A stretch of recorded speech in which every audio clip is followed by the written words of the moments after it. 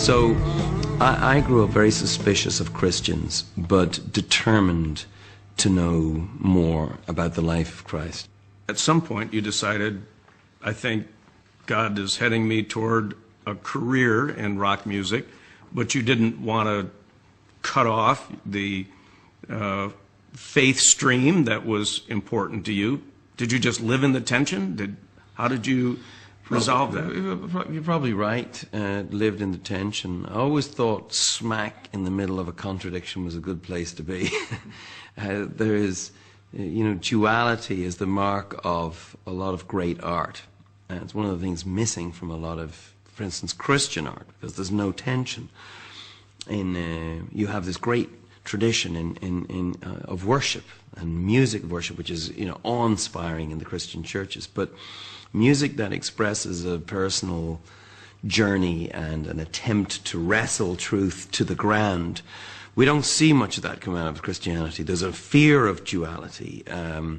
So one half, you have this part of us which is going, I want to put this music, I want this music to do something positive in a very negative world.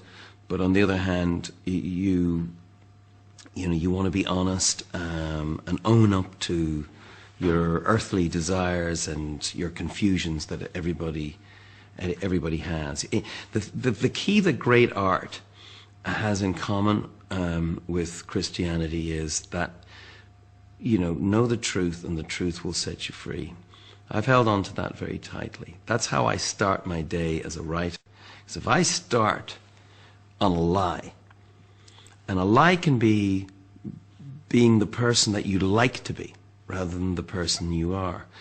A lot of gospel music for me is lies, because there are people pretending that everything is great, and it doesn't ring true to other people. Now I accept it's a step of faith. I understand why people, but I don't relate to that.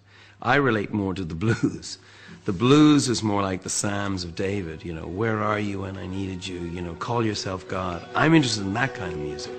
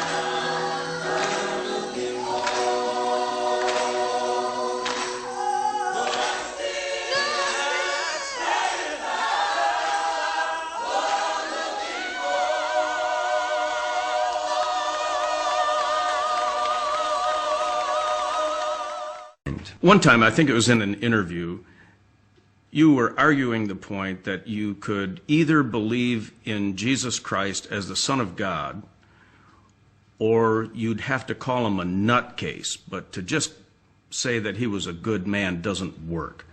Yeah, no, Jesus was either, Charles Manson, an absolute nutcase, or in my opinion, who he said he was. And we are faced with a very difficult choice, therefore, because this man went to the cross, saying he was what had been prophesied about, and that he was God made flesh, and that, that God so loved the world that he tried to explain himself to the world by becoming like us. And I'm so fascinated by the idea of the child born in, straw poverty. For me, there's a poetic power to that. It is a remarkable story, the Christmas story, and it never fails to amaze me.